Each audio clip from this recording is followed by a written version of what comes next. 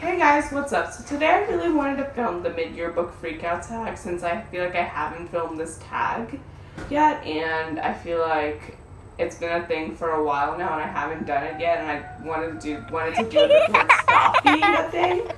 So today I am going to be doing the mid-year book Freakout tag. So essentially this tag is where you like talk about all the books that you've read this year, and you like freak out about all the books you've read this year. And I'm really excited to film this because I'm really excited to talk about all these books. And so without further ado, I want to keep this intro short because I'm really just excited to talk about the books. So let's get into the tag. So like there's 13 questions, and I'm just gonna say my answer. If you're wondering why I'm looking down, it's because I have the questions on a sheet.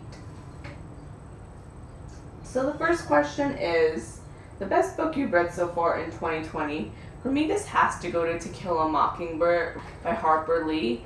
I just felt like this book, I loved all of the characters in this book, and I loved the important messages and themes it brought out about race, and I thought it did it in such a powerful and effective way, and it's one of my favorite classics now. So fantastic. If you haven't read it, please read it. Like, literally, like, forever will change your life. And I think that it was just so meaningful to me.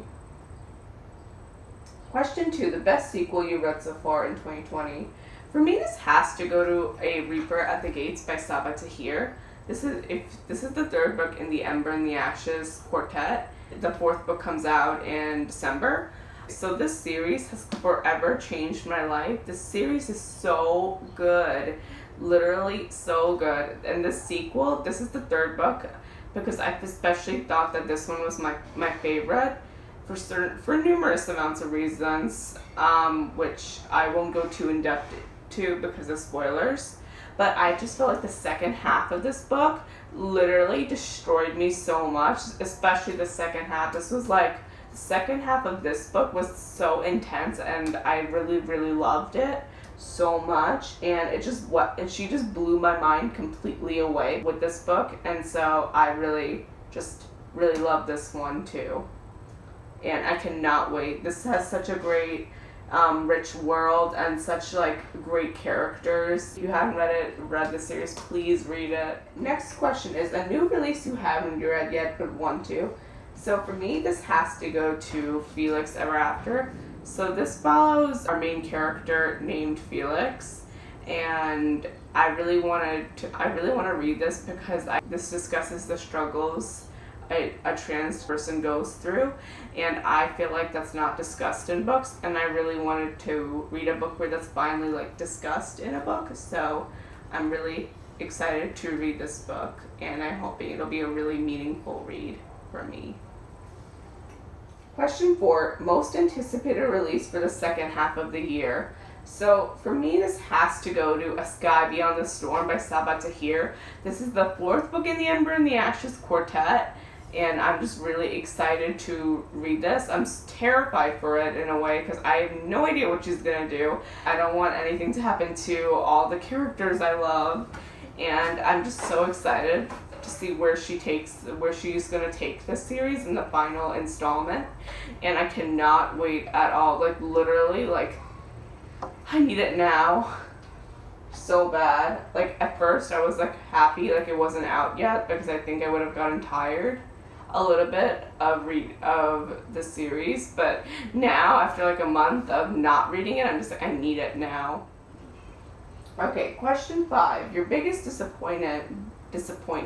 So for me, this has to go to Drama by Rina Talgammer and Everything by Nicola Yoon.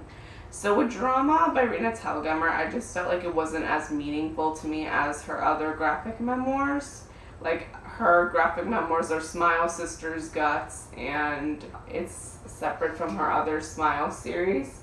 And I just felt like Drama was less meaningful to me, and I just felt like it was just my feelings towards her are just kind of like 3 stars. Okay, it was just okay. Like, I don't really have any strong feelings towards it, and I just thought it's nothing special in a way, so I guess that was disappointing. especially considering how much I loved her other books. And then Everything, I just felt like it was a little bit insta-lovey and I wanted that more developed. And I knew what I was getting myself into, but like I still wanted it more developed. And I feel like I had some issues every here and there with that. I still really enjoyed it, but I didn't love it the way I was expecting to. So the next question is your biggest surprise. So for me, this has to go to Red, White, and Royal Blue by Casey McQuiston. So I felt like I knew I was going to like this book. I just didn't realize that I was going to love it because I didn't really feel like, because romance isn't my thing usually in books, especially considering adult romance. I don't really read adult romance. And I was just a little apprehensive going into it. I was happy that there was LGBTQ rep, but I was still nervous about the actual book as a whole. It delivered so much. Like, this book is so good, and I can't believe it took me so long to like read it, because it was so, like, it just completely blew my mind away. Like, I genuinely mean that. Like, it just made me so happy. I loved our main cast of characters. I really love the humor and sarcasm in this book. And you can even see it's marked up. So the next question is your newest fictional crush. So for me, this has to go to Laya from An Ember in the Ashes. But I just love Laya as a character, and I think that this is where you can't hear me, but I say I don't really get fictional crushes. The next question is your newest favorite character. So I could go with Six of Crows, but I feel like I want to go with something I've read. So I think I could go with also Jude Duarte from the Cruel Prince series, because I really love Jude. Now here's where you can't hear me, but I said Jude because I think she's a really great main character.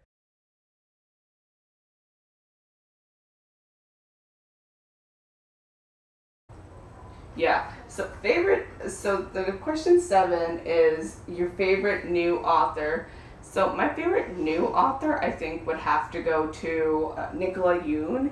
Even though I was slightly disappointed with Everything, I still really enjoyed it, and I love how she created her characters. And I feel like her books are very cute and meaningful at the same time, so I'm really excited to read The Sun Is Also a Star. So I think I could go with Nicola Yoon for that question. Okay, so the next 2 questions I already answered, and because I skipped one question. So question 10 is a book that made you cry. So for me, this has to go to Clap When You Land by Elizabeth Acevedo, because I feel like her books are so, they tackle such important issues, but they're so meaningful at the same time and wholesome at the same time. And I think that's something rare and special that I found in her poetry books, because I've only read her poetry books so far. And I really loved both The Poet-X and Clap When You Land. I think Clap When You Land also made me cry because it tackles issues with grief, and it does it in a great way. And I think in that way it was very heart-wrenching. So I think I have to go with Clap When You Land for my answer. Question 11 is a book that made you happy. Also, and please pick up Elizabeth Acevedo's books. Check out her audiobooks, especially because, like, if you're reading, like, especially like her poetry books, you have to do it with the audio. She narrates it. Clap When You Land, it's 2 narrators, but she's one of them, and I feel like you have to do it with the audio to get the full experience. So question 11 is a book that made you happy. So for me, this should go to Red, White, and Royal Blue by Casey McQuiston. I just felt like this book I loved all the humor in it, and I loved how sweet it was. I love the romance in this book. You can't hear me again, but I said I love the LGBTQ rep in this book. Okay, so question 12 is the most beautiful book you bought so far this year. So for me, this has to go to Six of Crows and the box set. This has to go to the box set of Six of Crows.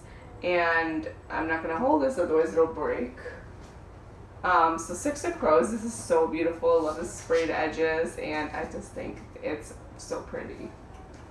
And what a great cover. So the last question is, oh wait, it's the last question. The last question is, what books do you need to read by the end of the year? So for me, I'm gonna go with as my number. Where I went with City of Bones by Cassandra Clare, because I felt like this book is so hyped up on. Honestly, the whole Shadowhunter whole verse as a whole is so hyped up, and I really have to read it. And I've just been getting lazy because there's so many books in the whole verse, and I feel like that's like my number one because of that, and I can't wait to read it. And hopefully I end up loving the whole verse as a whole as much as everyone else seems to. That's all I have for today's tag. I hope you guys really enjoyed this video as much as I did. I love filming it. It was so exciting, and it was the perfect thing for me to film today. And I hope you guys enjoyed this tag. Hopefully you got some new books to read, new book recommendations and a way to read. And I hope you all are having like a great reading life recently and are excited about the books you're reading. Anyways, I'll see you in my next video. Thanks for watching, and if you like this video, please give it a thumbs up and subscribe. Thank you. Bye.